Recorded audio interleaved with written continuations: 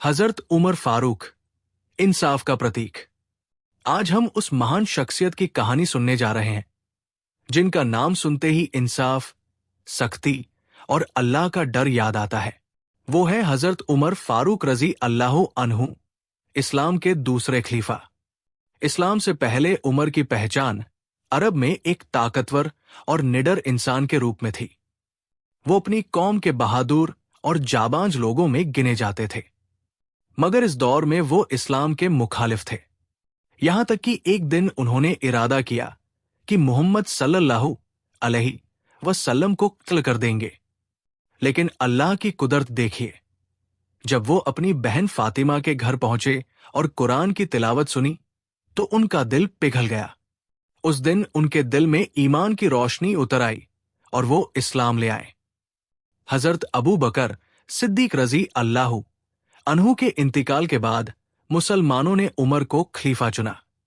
उस दिन से लेकर 10 साल तक उन्होंने जिस तरह इस्लाम की हुकूमत चलाई, वो आज भी इंसाफ की मिसाल है। हजरत उमर रातों को गश्त करते और देखते कि कहीं कोई भूखा तो नहीं सो रहा।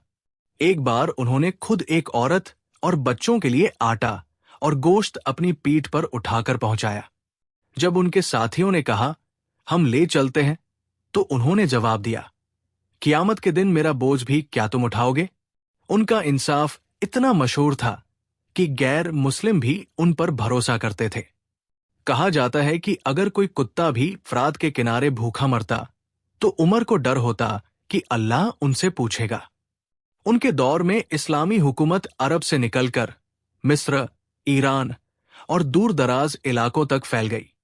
लेकिन इस ताकत के बावजूद वो बेहद सादगी से जिंदगी गुजारते थे, पाबंद लगी हुई कपड़े पहनते और अक्सर भूखे भी रह लेते।